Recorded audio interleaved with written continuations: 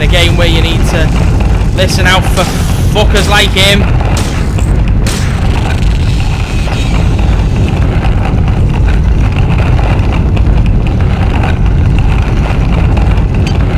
So I don't need to go on that big fucking tooth thing.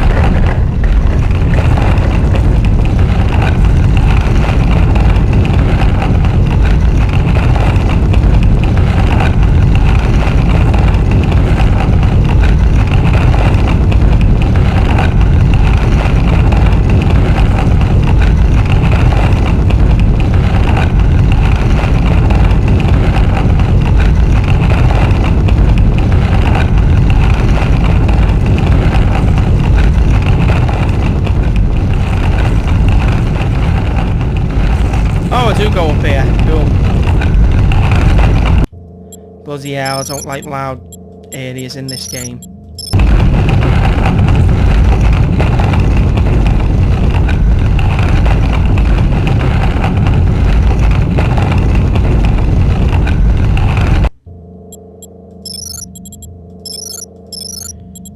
I guess I've got to get in that hole, have I?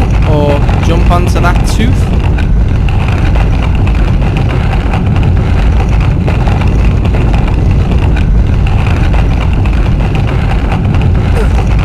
Fall.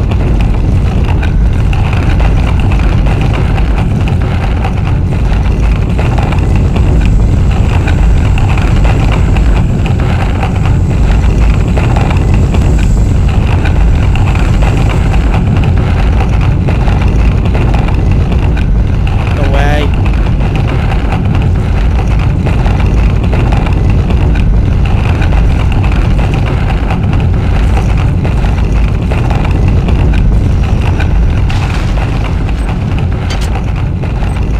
Finding lots of nanites and cyber modules, and as far as I'm aware I can't use them.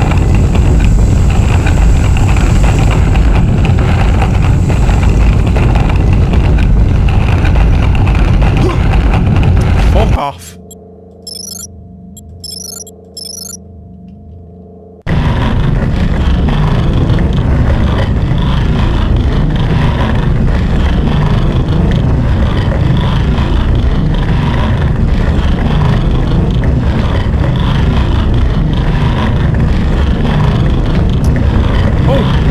Excellent.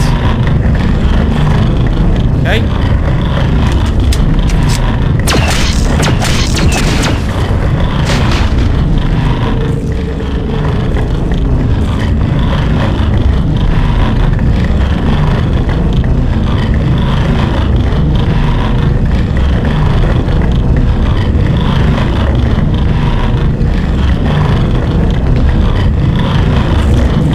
Oh.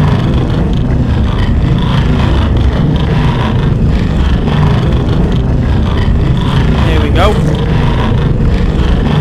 Right, is that what I've just opened? I hope so. We feel you moving inside of us.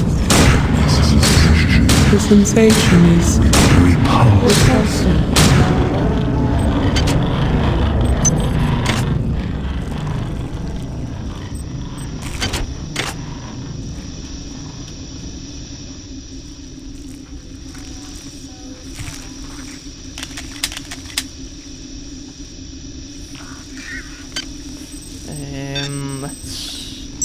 There we go. Another one.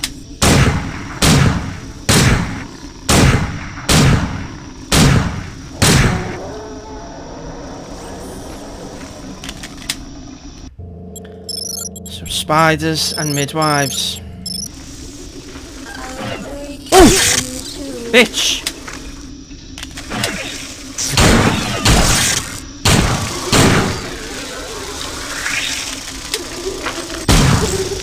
Oh, fuck.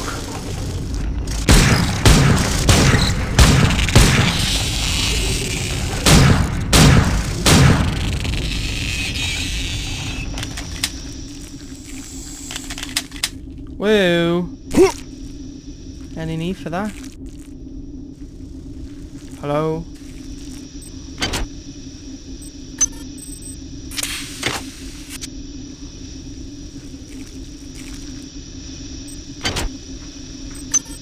Items dropped. Okay, let's get rid of that. Get rid of that.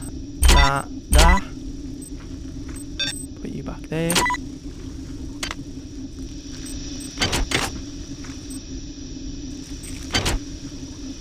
Audio log.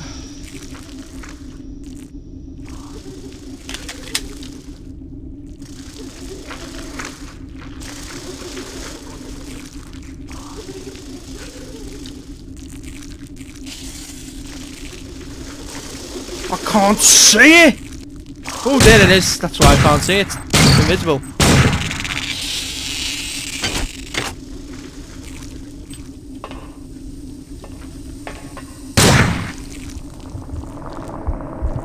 More eggs. Piss off.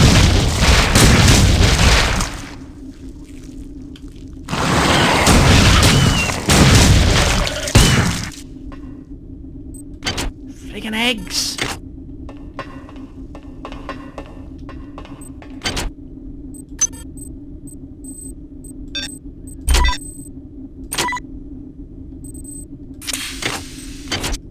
Oh.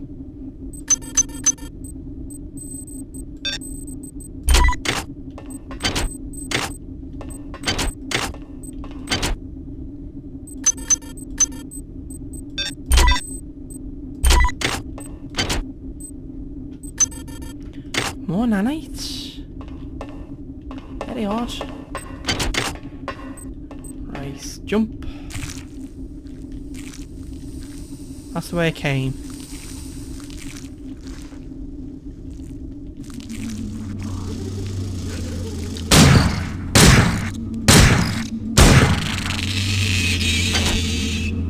Just about to see. God, it's dark. Oh. Oh, I see ya.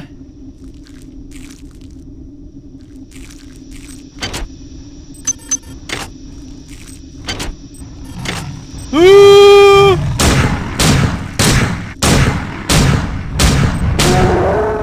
Friggin' hell. That was too close. Right, audio logs while it's quiet. Friggin' hell. Poor bastard. There's some kind of horrible grinding noise coming from the next area. It sounds like chewing. I think I know what's going to happen here. This is some kind of digestive tract of a very, very large animal.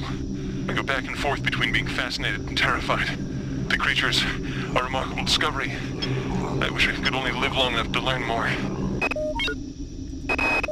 5 minutes ago, one of those large, burly creatures dragged Claudette towards the sound of the grinding.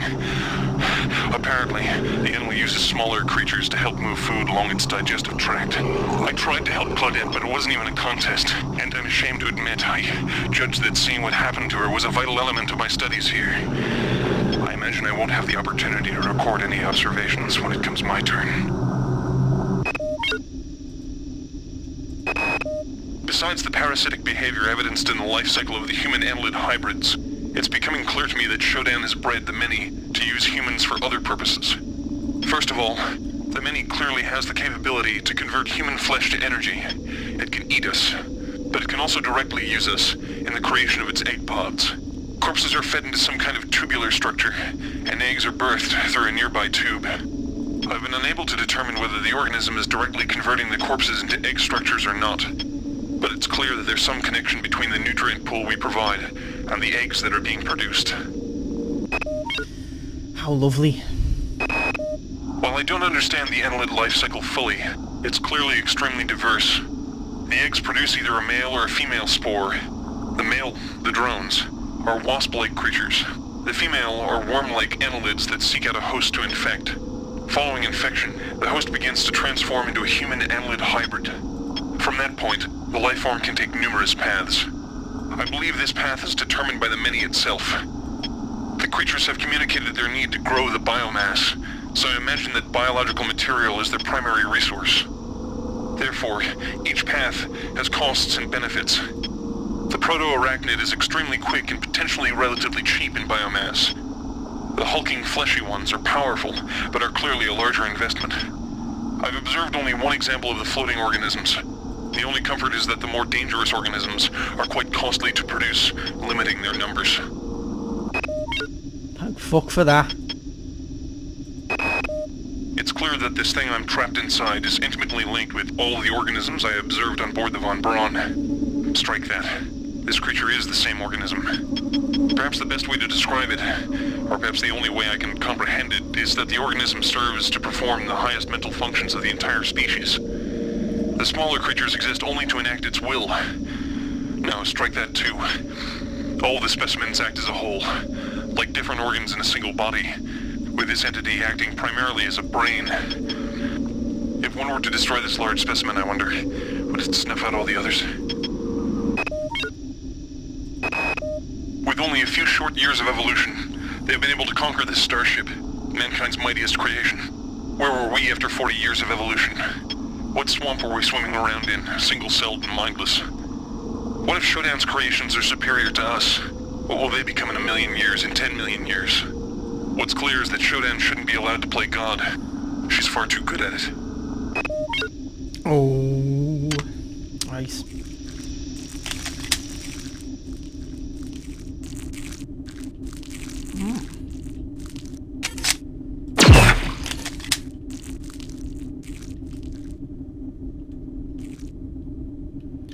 Big drop into a pool of water.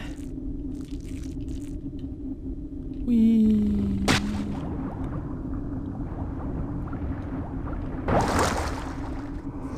Oh, hello.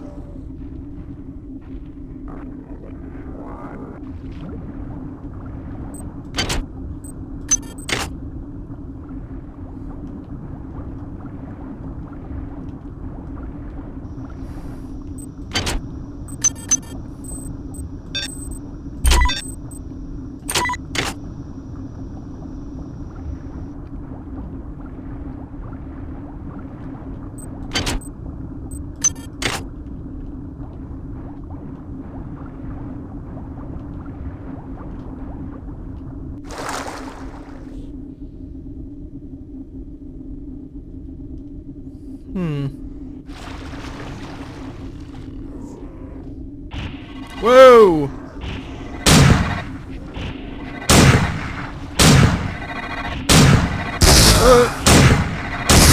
Oh, fuck off. That game over? Yep.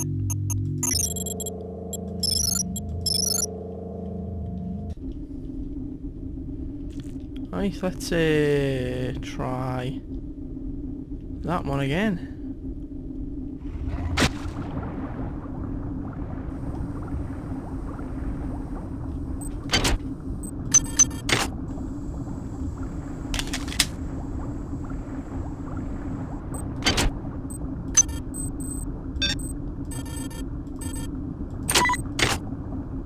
To the body. There.